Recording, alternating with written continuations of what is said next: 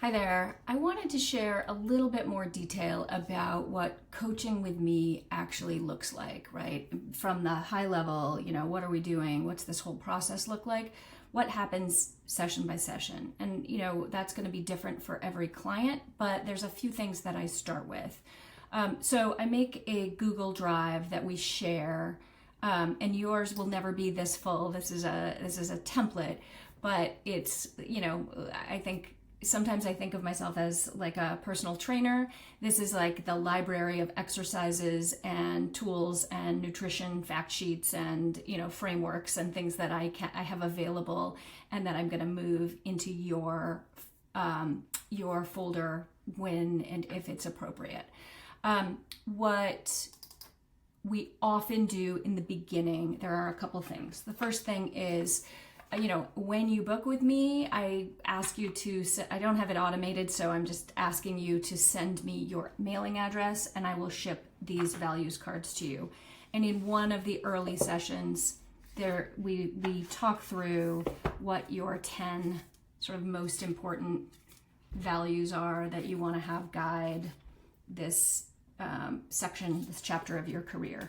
And that is intentionally challenging. And the conversation around why you chose what you chose, what you're longing for, whether you have these attributes in your life now or you're, and you wish to protect them, or whether they are something you're aspiring to bring into your life, and what those things mean to you. That's a rich, it is grounding and rich, and just because we see the word doesn't mean I have a complete understanding. So the conversation reveals a lot. The other conversation that reveals a lot is this work biography, and I will do that with you. And really, for all of your substantial professional experiences, I will ask how you got the job, what you were hired to do, what your biggest achievement was, what your lowest moment was, who knew your work best and what would they tell me about you, and why you left. And this grounds us both in, some facts and themes in your life about motivation, about your history of approaching and finding opportunities, about the challenges and problems and activities that you like to solve, about your motivators and your frustrations, about the sort of allies and colleagues and the relationships that have been formative in your professional identity, and about your motivation and decision making. And together we do a lot of sense making about that, but it also, doing that kind of pulls things from the archives of your memory and makes them more readily available. There's another exercise that most people find valuable. And it is, I challenge your thinking around what has occurred to you. What else could you do? What options do you believe that you have?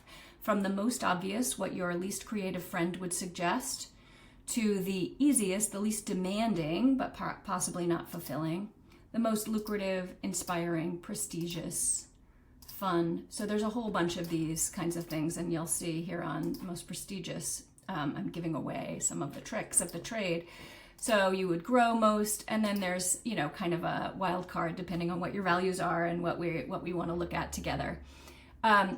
So your job is to come up with many bad ideas rather than looking for the perfect idea. And we will be talking through, all right, what you see if you have this idea. I think I would really like that, but I would have to go back to school. Or I would really like that, but I think I'd have trouble getting hired. Or if, I would like that, except it includes this, and I don't think I would like that, or I don't think I would be very good at that. I want to unpack the assumptions that you have around some of your alternatives. And then we're going to ask really, for everything, you have some objections. Your objections are probably 80% right, but maybe 20% not so right. So, what are those objections? Are you sure? Could you learn more about them and confirm or deny those and figure out okay, this is a roadblock, but is it a mountain or is it a molehill? And then, is this something I might want to learn more about? These are things we tend to do in the first 3, sometimes 4 sessions, depends sort of how loquacious we are together. And when we have done that together, we really are in a position to pull from a rich body of conversation and transcripts your superpowers, the problems you love solving, the attributes of the kinds of workplaces and the kinds of colleagues that really light you up, where you are likely to flourish, the red flags and cultural or organizational or role attributes that you want to sidestep or be very thoughtful before you accept. And that becomes kind of a steering guide for how you evaluate opportunities that come your way, or where you go looking for opportunities that you think are likely to match this. So that's a little bit about how we work together. We have a shared Google Drive. Most of our work is in synchronous conversation. In the beginning, it can be as frequent as weekly, and then it tends to stretch out a little bit over time. Not because I want it to go slowly, but because you start going out into the world and people tend to want to gather some information and bring it back and then digest it and then, do some sense making together. So that's how things work. I have a whole bunch of other tools and templates and guides in these other folders, and sometimes I'll deploy those. I always share them when I think they will be valuable, and some of the time I can tailor them specifically to you. So that's how the work actually looks. It feels like one-on-one conversation, and then what people tell me is